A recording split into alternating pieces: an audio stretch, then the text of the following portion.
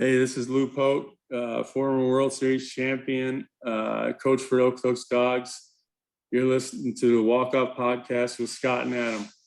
So thrilled to be joined by today's guest, former Major League pitcher with the Anaheim Angels, World Series winner with that 2002 Angels team, later pitcher for the Cleveland Indians, and currently the pitching coach for the Okotoks Dawgs Academy here just outside of Calgary. Lou Pote, welcome to the Walk-Off, man. Thanks so much for taking the time. No, thanks for having me. It's love talking baseball, and it was good meeting you the other day at the game. So Man. I've been looking forward to it. We're excited to chat some ball with you, and you touched on it. We crossed paths Canada Day there at the Dogs game in Okotoks. First game where there was actually a loud full capacity crowd. It was a beautiful thing, and big congrats to you and the Dogs on kind of coming out the other end of this pandemic. It must be really nice to have a little bit of business as usual return to the diamond, eh? Yeah, no, it's been great. Canada Day was you could see big sigh of relief by everybody. I must have hugged, and I'm not a big touchy feely guy, but I was hugging everybody, just to be able to shake hands, feel like it was like okay to finally shake hands, give somebody a hug. But it was great to see everybody out there and kind of back to some normalcy, and hopefully it keeps going that way, and we don't have any setbacks. Agreed. What was 2020 like operating the academy? I'm guessing there was a lot of obstacles to deal with. Yeah, no, we just baseball's a game of adjustments, so we try to do our best. And I think that's one of the things that we're really good around here with Tyler and Val and Duda and everybody and all our coaching and our whole coaching staff is that we just figured out what can we do, how can we do it best to keep things the kids' minds off of what's actually going on, and go from there, and then it was just throwing ideas out there, doing some online stuff. Reaching out to them, every couple of weeks to see how they're doing mentally. Is we're going through the same thing. I couldn't imagine going through what they were going through when I was in high school. Having sports taken away from me.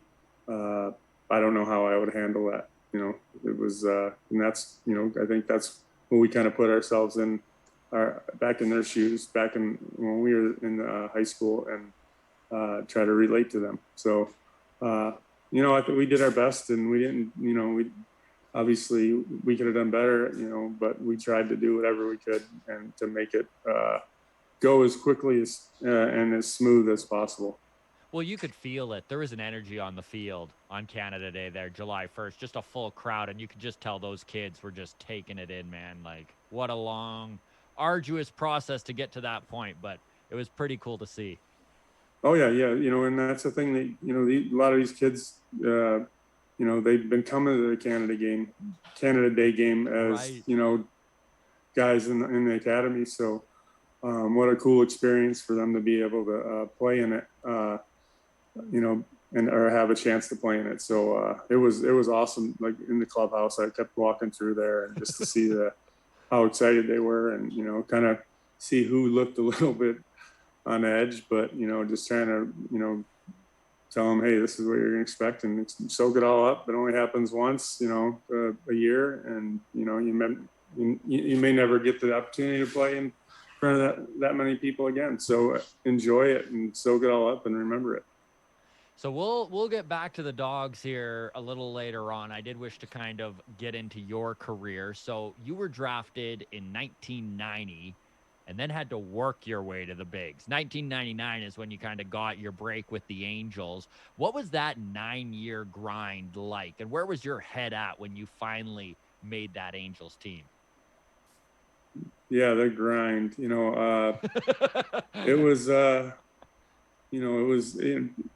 it started out as a, opportunity of a lifetime and dream come true to get drafted, and then to play, to get the opportunity to go and play minor league baseball with the hopes of getting to the major leagues. My the first 2 years, like I knew that I wasn't a very high round pick. I had to open up eyes right away, and luckily I did. And then, the first 2 years I did really well. And then that's when my first experience with some shoulder issues happened. I think it was 19 years old in AA, which back then was really young. I mean, Yeah. there was, I think me and another guy on our team were the youngest guys in the Texas League. And I'm sitting there, I have like a 1-something ERA. I'm thinking, let's keep this up. And then next thing you know, I have some shoulder issues. So, and then from there, I had surgery and it was kind of derailed a little bit, but, it's just, I think they're just things that happen in your career to test you to see how bad you want it. If it's, something that you want to keep pushing towards. And, after I had the surgery, and like those next 3 years were absolutely a test mentally. And when I got through those, it was like, this is something I know I can do.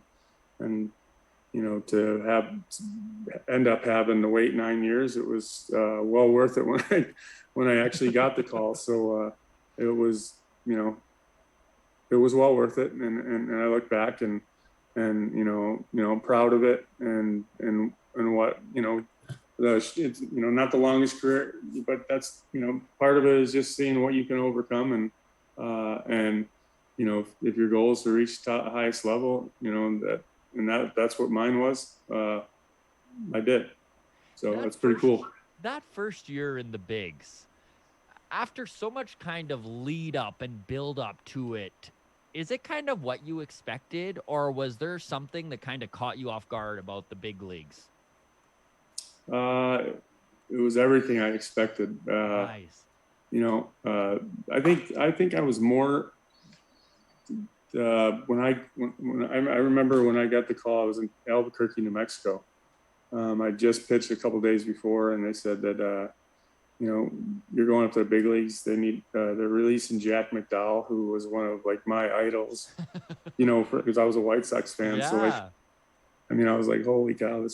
And then I was more like when I got off the plane in LA and I took the cab to the airport or to the stadium. When I first saw the stadium, that's when I was like, whoa, holy I was just like, that's where I work now. That was cool. And then once I got there, it was like I couldn't wait. And obviously I had nerves during my major league debut, but it was like I had nothing to lose. I had nothing to lose, and that's the way I went out there. And I had a pretty good, first couple months, and the rest is history after that. That must have been such a cool feeling to pull up to the stadium and be like, all right, time to punch in, time to go to work. Yeah, no, the funny thing is like you in the minor leagues, like you especially if you've been in there for a while, like you've obviously been to if you're in the same league, like, so you're like, hey man, this way, right? I'd never been to Anaheim, Angel Stadium before. So like Cab's like, where do I drop you off? I'm like, dude, I have no idea. I'm like, just anywhere, I'll find it. Yeah. Just get me, I don't know, anywhere. And he ended up, the way you pull in, and he ended up, it was funny because he dropped me off outside the players lot, and like I'm outside and I got a suitcase and baseball bag, and but it was pretty cool. It was pretty cool. I'd like to definitely to have that happen again would be awesome. Especially after such a grind to get there. I just love that. And I'm really curious about 2002 as well. I mean, because the Angels had, my goodness, what a special mojo that team had going that year. Everything just kind of clicked. What was that season like? And was there a moment within that season where it became clear to everyone on the team that the World Series was a possibility? I think. Well, it's funny. We got off the worst start in franchise history, or tied for the worst start in franchise history. And I think that the front office and management and the coaches, like, there was no panic, and there was no like huge meeting or anything like that. It was just, I think in years past where, we weren't playing very good. It was a meeting, and you started seeing a lot of movement with, there was no trade. There was no big trade rumors for that team. Like, and that was really cool to see, because, if you've been like, I've been in there since '99, and there was always these huge trade rumors. All these guys are getting traded. There was none. We weren't involved in any of them, I don't think. And it was, and I know we made like one deal for like a backup outfielder, Alex Ochoa, but I think we weren't in any of that. And I think that was the big moment, was that there was no panic, and like and then the next thing you know, we got, a 13-game winning streak or a 12-game winning streak. And, it was awesome, because, a lot of guys in that clubhouse have been through the, getting a little bit further into the playoff hunt and then fading off. Next year, getting into September, a little bit into September, and we're still in it, and then fading off. So to see that evolve, and what a great group of guys that had been there, a veteran core group that had been there for a while. That was really special to be around, because they'd been through the ringer with teammates, managers, and all that stuff. So it was awesome to see them, to be able to celebrate with them. Of course, to get to that point, there's a process involved. What was the mindset of that team when you win the ALCS and everyone knows we're going to the World Series? Yeah, it was, it was like, I'm getting chills thinking about it. That's awesome. But I just remember, like, when we clinched and we found out we had to play when we were just to get to the playoffs, and we had the Yankees the first round. Like, it was, we had a really good record against them at Yankee Stadium in Anaheim. So that was, everybody, wrote us off. You're playing the Yankees. So yeah. Going into that series, it was like we were very confident. And then the Minnesota series, they really good team. And then, but just to the World Series was, man, it was it was cool. But I think it was more relief of getting there, and then, but it was like, it seemed like 5 minutes, like, all right, we're going, and now it's like, who we playing? We're getting there, and let's keep going exactly how we just been going the last two series. So I know you kind of mentioned it, that you said this to the Dogs players on Canada Day, to soak it up. You might never get another opportunity. Did you feel like during that World Series you soaked it up? You lived in the moment. You took it in. Oh yeah, no, I soaked up every single day of my major league career, and that was something that Terry Collins told me in my major league debut when he gave me the ball. He's like, second and third, nobody out. You only get one debut. Soak it up. Have fun with it, man.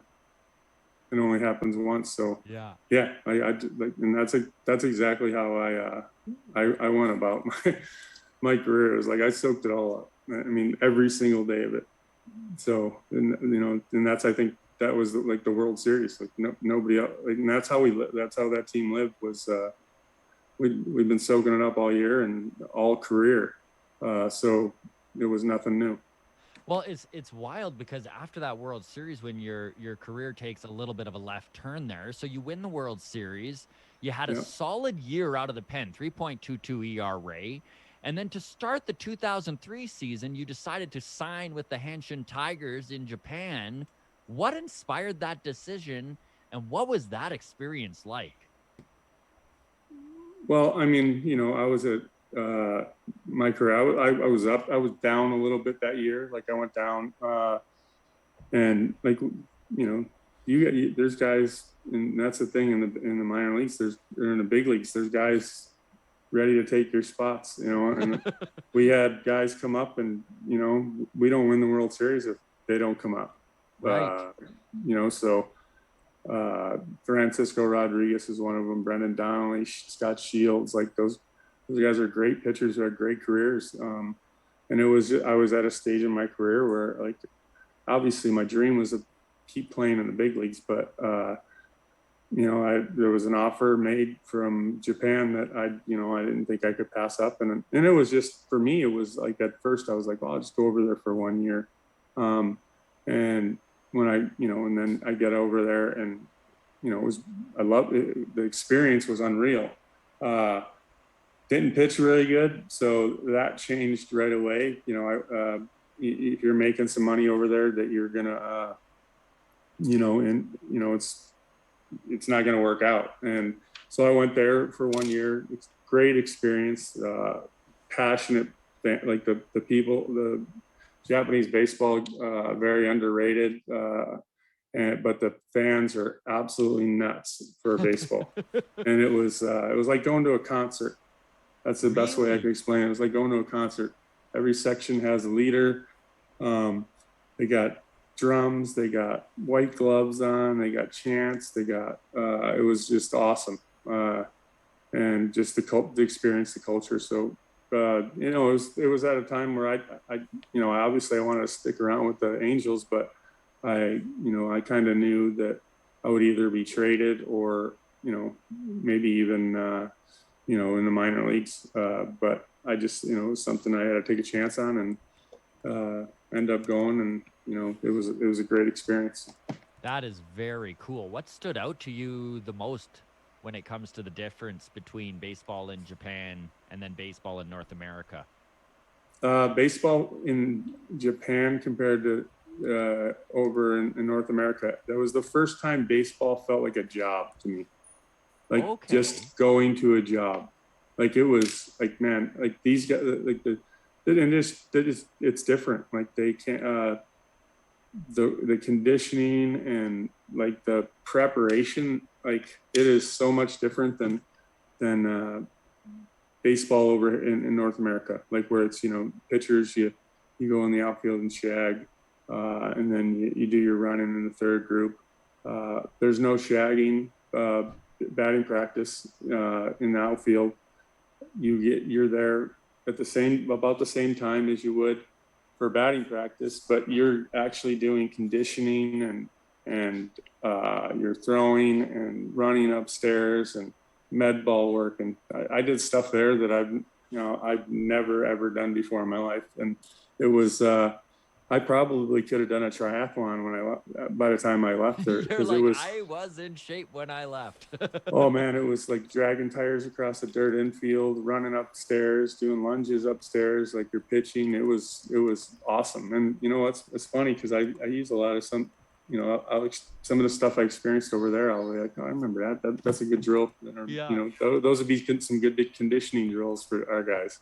So you're dragging tires, and you're just like, it was just different. Like, shag some balls. Yeah, the Japanese, and then the one thing was the Japanese, my teammates, their wives, they couldn't go to the games because it was like, you can't go to work, you can't go to their job, right? And that was at that time. This is 2003, I think it was, yeah. But I'm sure it's changed, and but it was. Yeah, it was different, but warming up underneath inside and like at a Koshin Stadium, our stadium, we warmed up underneath the stands. So then you come out and you get on this little car and they drive you out to the field. Like, it's hilarious. I couldn't awesome. Do that. I was like, I like running in to kind of so that my run would have me soak up all the atmosphere of the stadium. Yeah, so I wasn't riding out on this little race car. So the next year, you go back to the MLB from Japan, signing with the Cleveland Indians. Were you trying to get back? Like, how did that process go down, and how did Cleveland get a hold of you there? Well, I actually signed with Oakland as a free agent when I came back from Japan, and then I went to AAA. I was in Sacramento, and I was pitching really well, and then. I got called into office by our manager, Tony DeFrancesca, and he goes, I got good news and I got bad news. We traded you to Cleveland. That's the bad news. And the good news is that you're going straight to the big leagues. So, you know, I went there, and I pitched I think I pitched like 3 times, maybe twice. I'm not sure, but it was quick and extended. And then, you know, I ended up getting put on waivers, you know. So and I remember the reason I got put on waivers because we were playing, like, Victor Martinez was our catcher, and he's running around first base, and he twists his ankle. They didn't want to put him on the DL, so they needed to call up catcher, and they needed a roster spot. And Right. I was, you know, I'd only pitched like 2 or 3 times, and you know, 2 times good, 1 time not that great. So, and you know, so they took me off the roster, and then you know, I refused my minor league assignment, and I ended up signing with San Diego. So it's funny, as I was kind of going through your career and stuff like that, it kind of stood out to me that your connection to Alberta baseball actually goes way back, right? To 2007, when you played with the Edmonton Cracker Cats. You actually had a great season with them that year too. I think you finished top 10 in the league in pitching or something like that.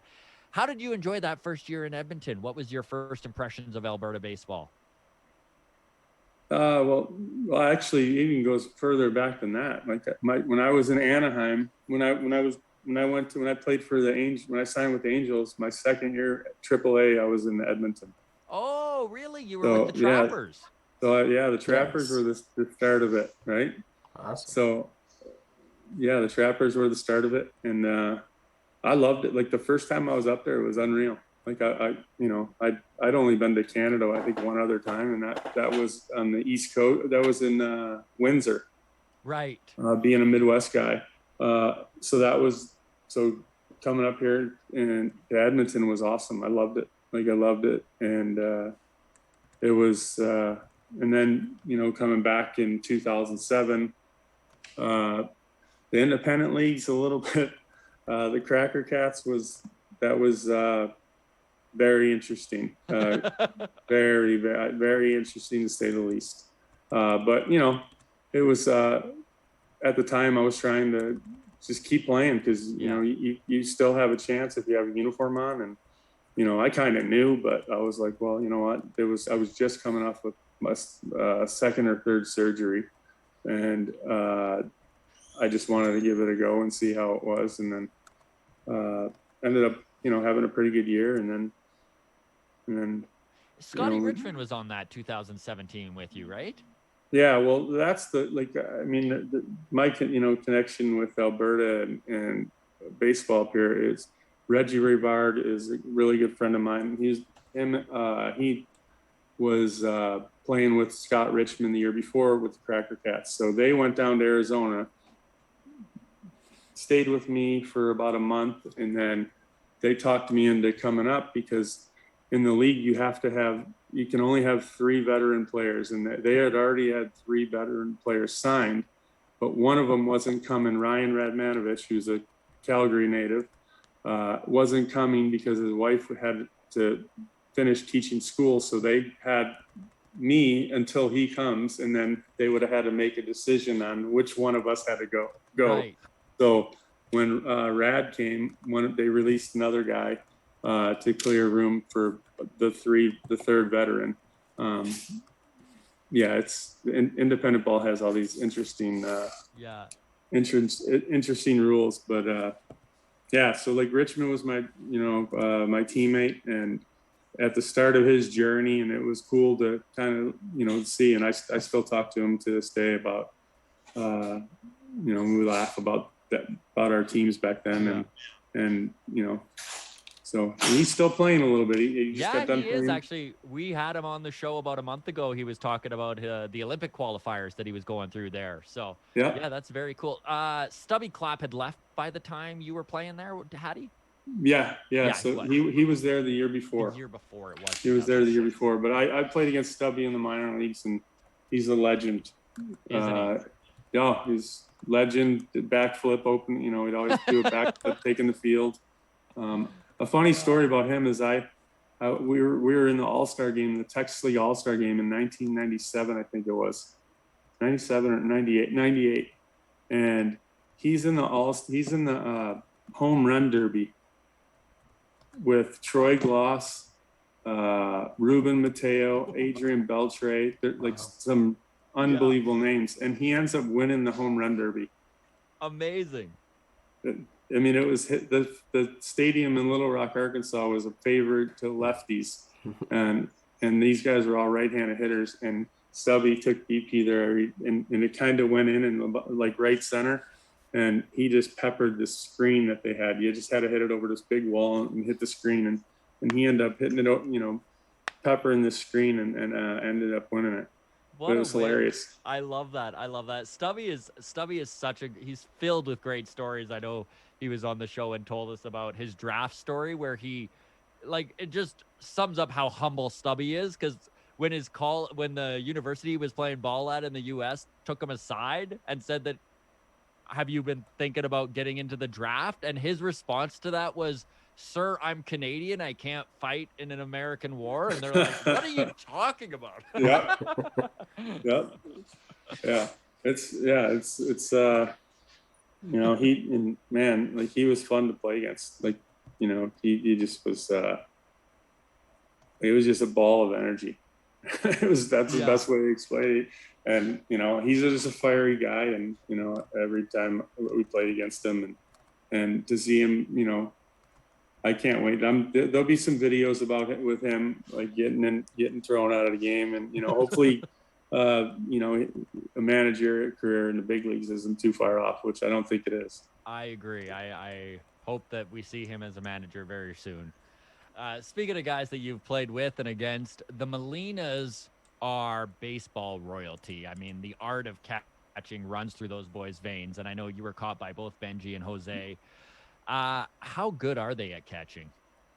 You know, I had, you know, I had Benji in Double A, and just, you know, going out there and not having to shake off your catcher because you trust that he knows what he's doing, and you have, you know, when you do shake him off, he's throwing the next, you know, he's on the same page with you. It just makes everything, the less you have to think out there, the better. Right. And, you know, just great people, and, you know, I threw more to Benji than I did Jose, but Benji just had a way of, like, getting me going if I wasn't locked in, or if he needed to, you know, kick me in the ass, or come out there and, you know, calm me down a little bit.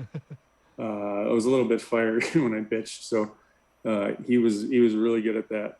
But he also, you know, if I wasn't getting my fastball, if I wasn't, you know, my command, I was up in the zone a little bit, and, you know, he'd sit there and probably throw a fastball back to me harder than I threw it to him with a little bit more movement, right? So he handcuffed me. Now I'm pissed off at him. You know, and he just had, you know, and then other times he's throwing knuckleballs back to me, just, you know, smiling. You know, they have a way of getting the most out of their pitchers, and for him, both of those guys to be able to do it with the whole staff was very impressive, because you have so many different personalities you're working with. You know, you have guys you know, veteran guys that don't want to, you know, that way, and when they were younger, and they just had that knack that it was like throwing to the same person, basically. Yeah. You know, and to be able to do it, you know, every single night was awesome. It must be kind of wild to know that you were throwing to Benji almost 20 years ago, but Yadi is still literally playing and catching in the bigs and killing it. Yeah. Yeah, and I remember them telling us, like, they would always say, you know, the younger brother, Yadi, he's the best.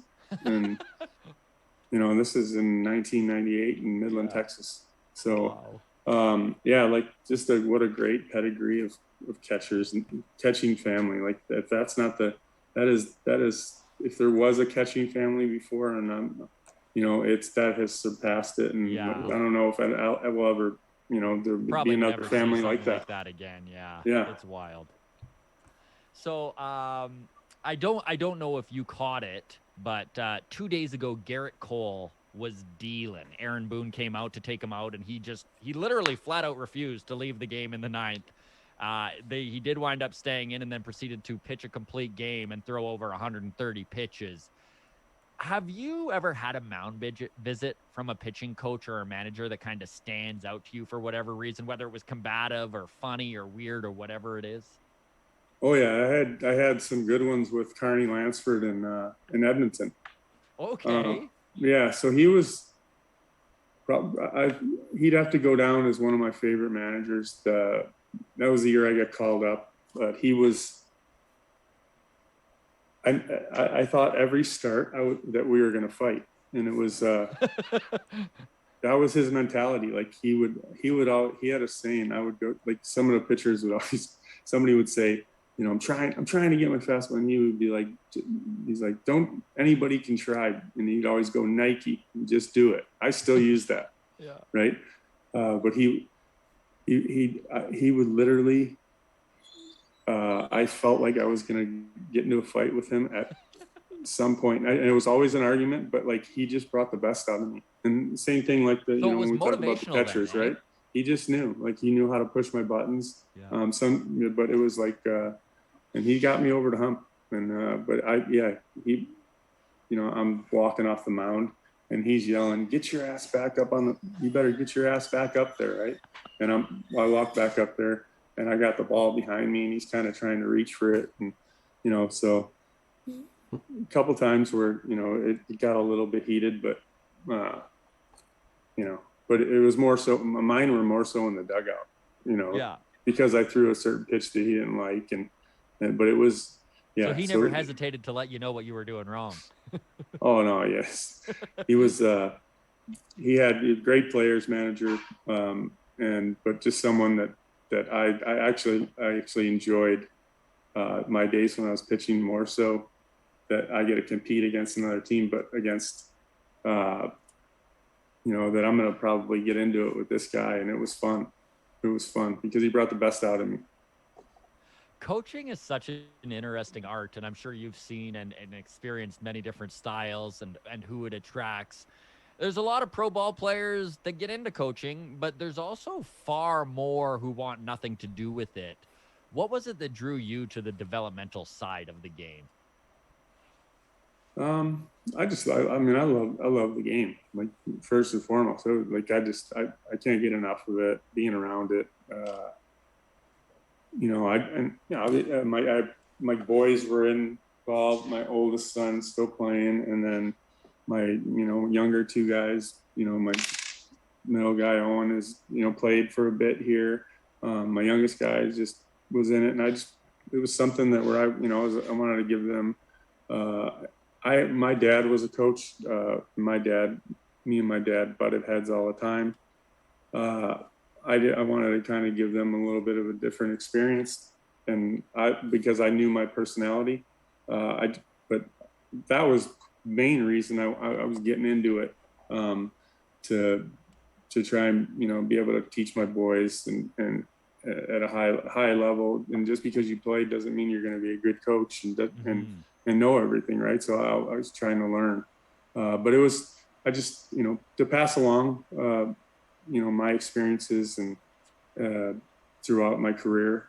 I wish I had somebody, looking back, that would have made it a little bit easier. I didn't really have anybody that played pro ball or played college ball to talk to. So to be able to help them through along with their journey, and however far they take it, was something that I just wanted to be able to do.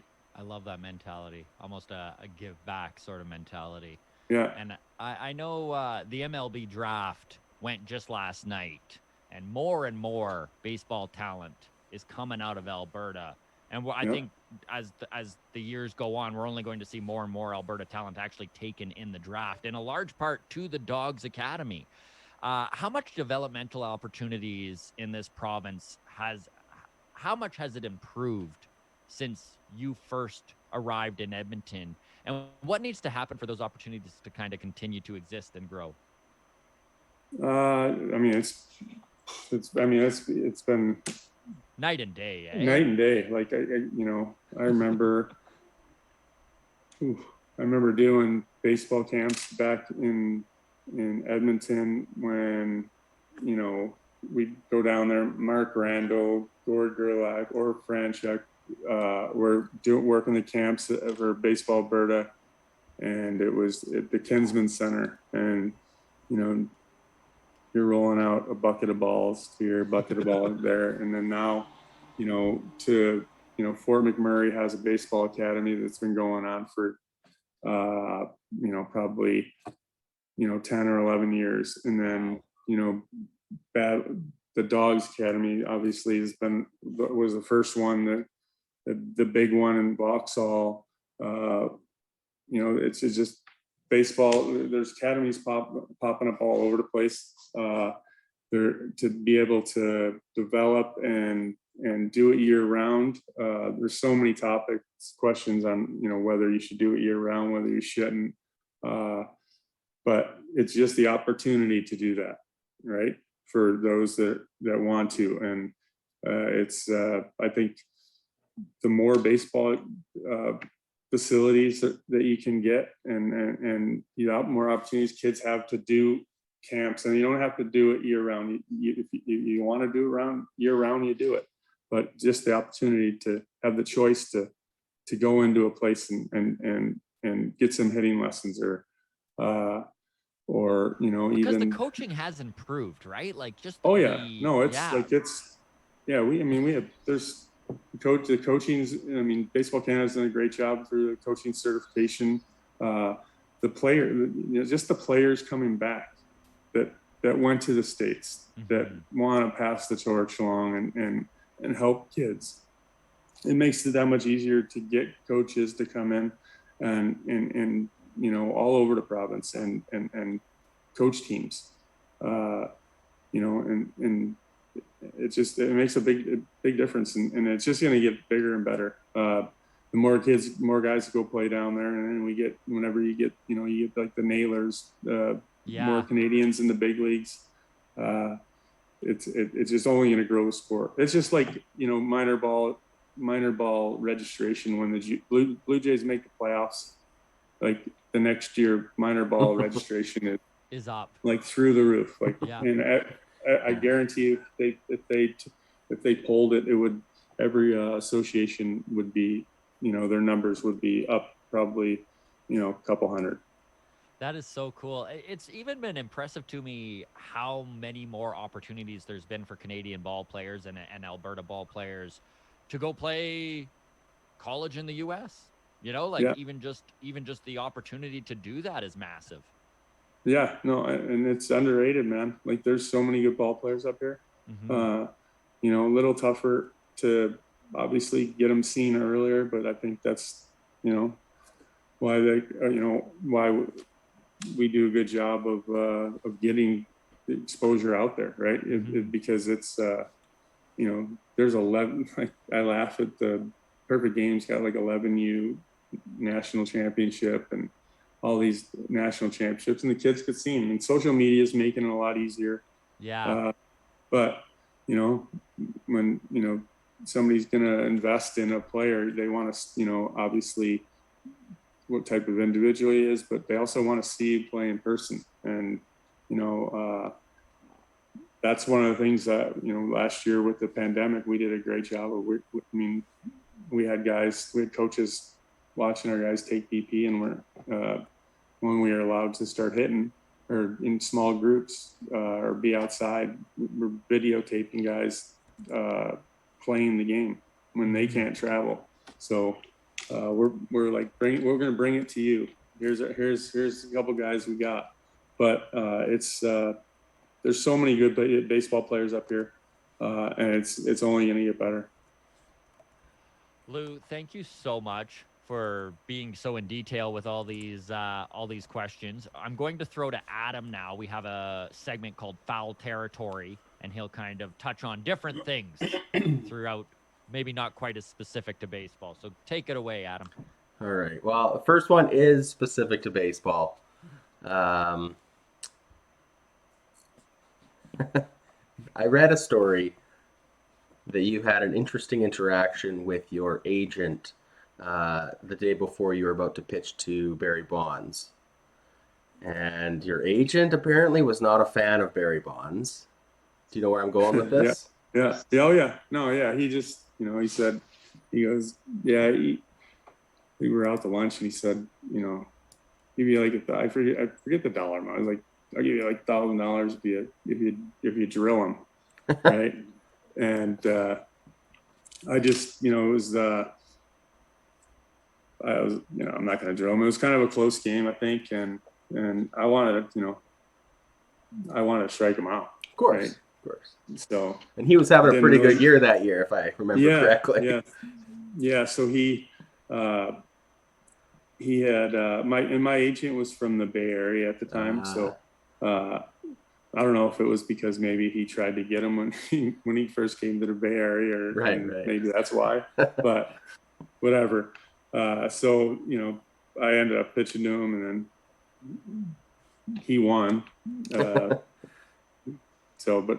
pretty cool. I can say that he's I forget number 33 or 35 or whatever number I was the year he broke the record. That's pretty cool. He's 1 for 1 off me. So that's there's no cool. Stats. I got him out in spring training, but there's no stats to that, right? Yeah. But that's pretty cool. 1 for 1 guy who leads, all-time home run king. So pretty cool. That is pretty cool. All right. So then you went to Japan. Yep. One of my favorite movies as a kid was Mr. Baseball with Tom Selleck there. What was the biggest culture shock for you when you were in Japan? You're like, there's so many. Yeah, well, I mean, the biggest culture shock probably was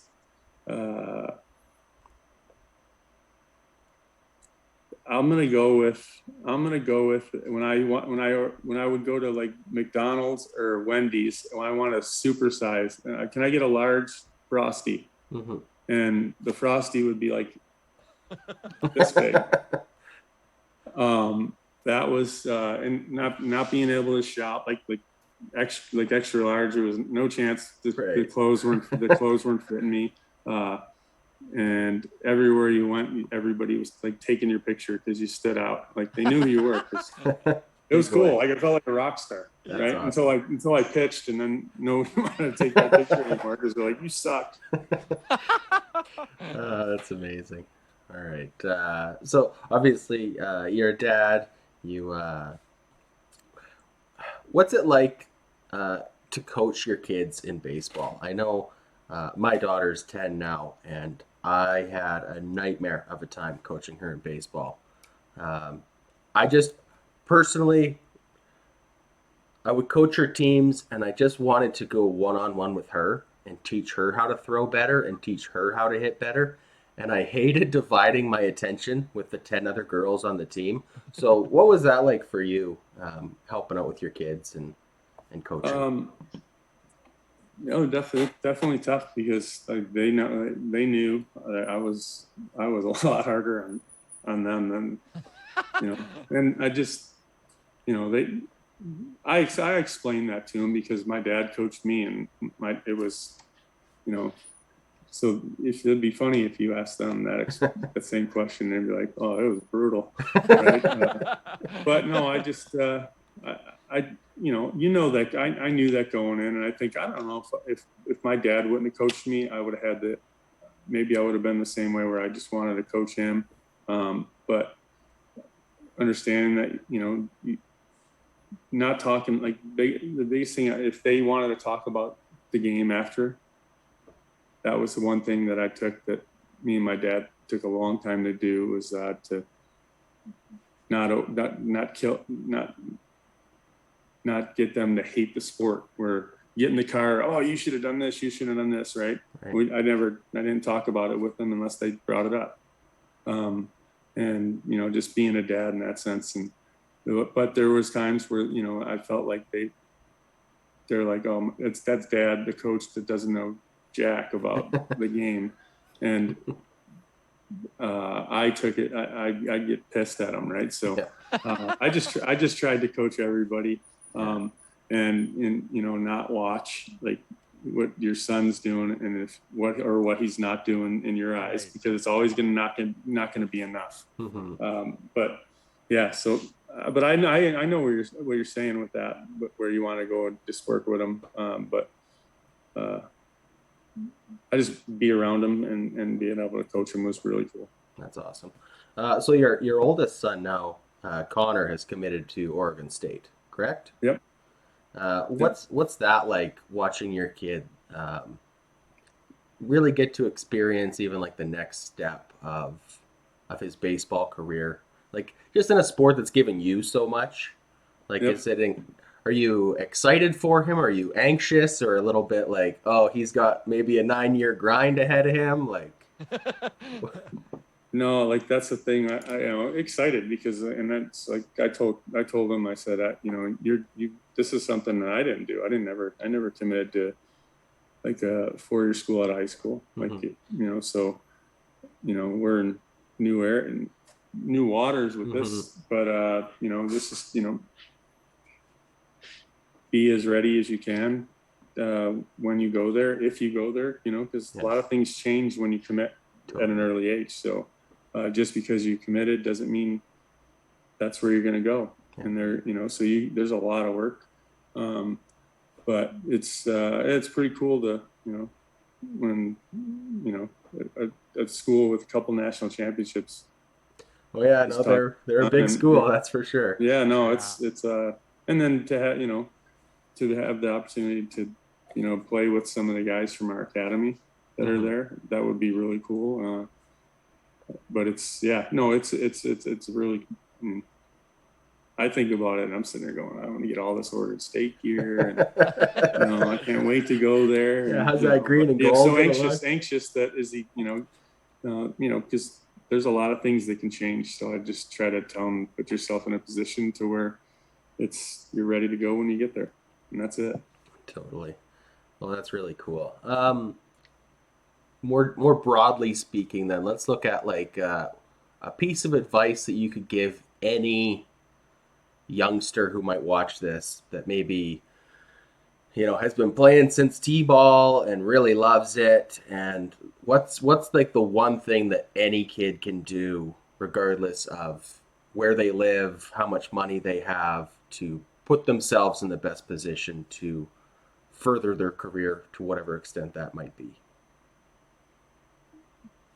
The best thing where it doesn't matter where you live is you can always find ways to get better on your own. You don't need anybody, right? And I think that was, if there's one thing to take out of COVID was, I think kids in general had to really be creative. Coaches and we did too, right? Like, I mean, you can throw a tennis ball against the wall and work on your hands, work on backhands.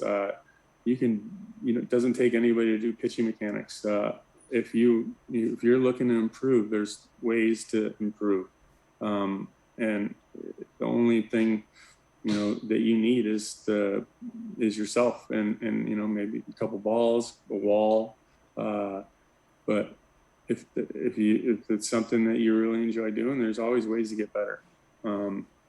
And then, my biggest thing is don't ever let somebody tell you can't do anything, right? Yeah, absolutely. Love it. A couple last questions here. These ones are a little less baseball related.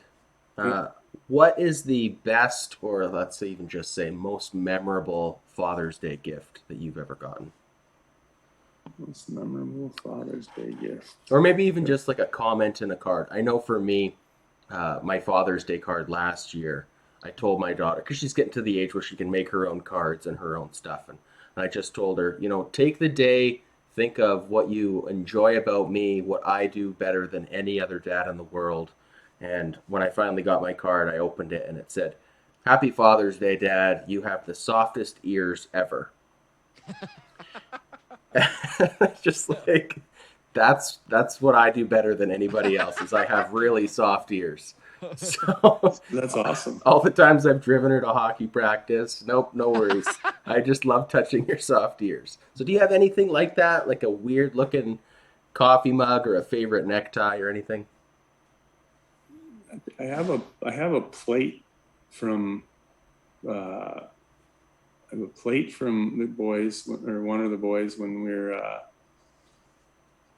when they're younger, and it like makes no sense, but it's I can't remember what it is. I don't even know if I still have the plate somewhere, but it was like they were trying to say something, but it's like mixed up and lost in translation. But it was cool. Um, I think the best thing I like Father's Day for me was like always, playing at the field, right? And that was I think with my kids around when I was coaching them, I mean, there was no better Father's Day gift Just spend her in the ballpark, eh? Yeah, like that's how I remember Father's Day when I was growing up, is at the field with my dad. I love And that. then we get home and we order pizza, or we barbecue something. I love that. And so that's what I think of when I think of Father's Day. But I don't have soft ears either. All right, well, I got that on you. You mentioned pizza. So you're from the Chicago area, is known for Outside, its baby. pizza, right? It's a deep dish pizza. Um, what is your official stance on pineapple on pizza? It's absolute. That doesn't make any sense to me. It does not make any sense to me. It should not. Fruit is supposed to be cold. That's what I always say. I don't, and that's the California Pizza Kitchen. And California is that's who started it. And I'm like, pizza is, no, you don't put fruit on pizza. All right, I just love that you have a strong opinion about it.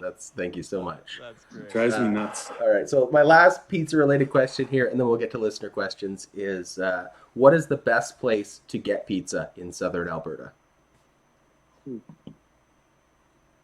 Southern Alberta. I love Papa John's. Papa John's, Nice. right? I love Papa John's. Fair enough. What's your pizza of choice when you order? What's that? What's your pizza of choice? Are you just a pepperoni guy, or do you get something fancy? Meat lovers. Meat lovers. I like the spicy Italian sausage, pepperoni, extra pepperoni. My youngest guy loves. Can we add pepperoni? Can we add some more pepperoni? So, Hold the pineapple. yeah, you won't find any. I'm simple. I'm simple with it. I didn't like. Yeah, there's no pineapple on mine. And I love pineapple, but like this just drives me nuts. And of course, why you put it on a pizza? Amazing, awesome. Love it. All right, Lou. Thank you so much for your time here. Do you got a couple more seconds here? We'll hit you with a couple listener questions. Yeah. Yeah. Shoot. Okay. All right. So this first question is from Jenna in Okotoks. So obviously a Dogs fan. She says, "Hey Lou, big fan of you and the Dogs. What is it about Alberta baseball that got you to stay here and help develop the game?" Well, I had family, and that was a big part of it. And I remember the first time I came down, I was actually coaching up in Fort McMurray. And we came down to Okotoks for provincials, and I was just blown away by the facilities, first of all, and then absolutely fell in love with the town, and I just kept seeing myself here in the distant future. So it's something that I'm not sure how long I'll stay, but I mean I love the town of Okotoks, and I love helping kids try to pursue their baseball and get better at it. So, yeah, that's awesome. Okay, so your next question here is from Bart in Calgary. He says, "Hey Lou, so cool the guys got you on the show. Have you ever been on the mound during a bench clearing brawl? How did that unfold?" Yeah, sure did. We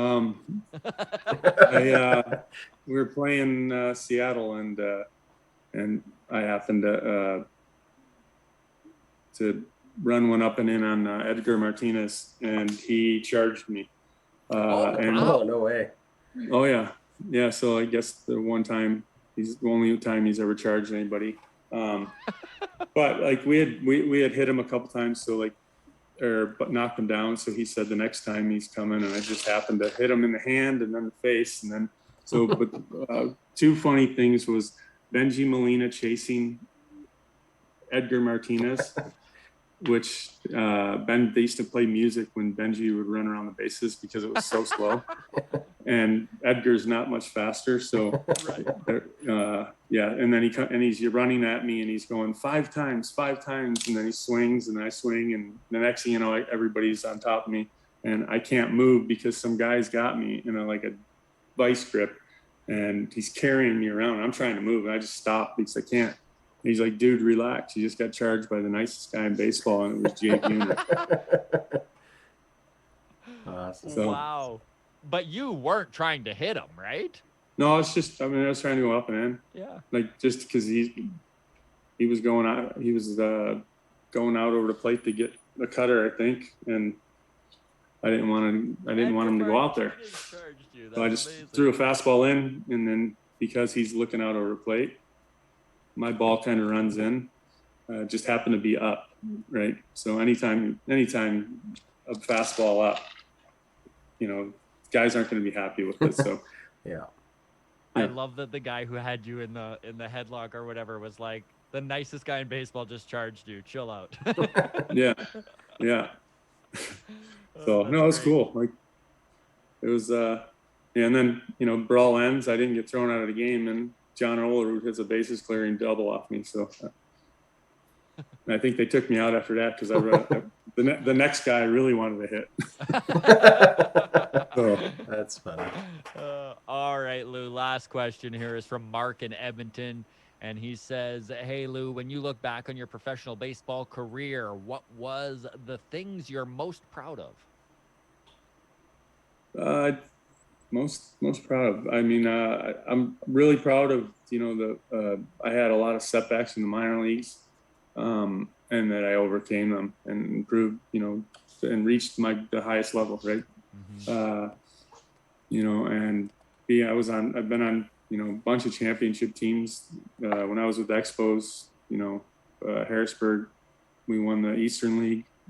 We had Guerrero and a bunch of guys on those teams.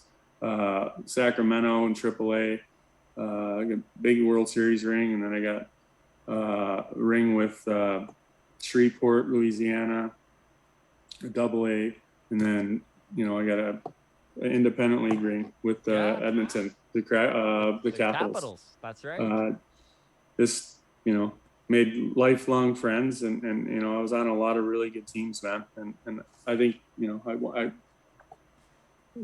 forget how many rings it is. It's like 5, I think it is. But well, you've won enough. You're losing track of your rings. That's pretty impressive. That's a good it's just I overcame. I reached the highest level. That was my goal.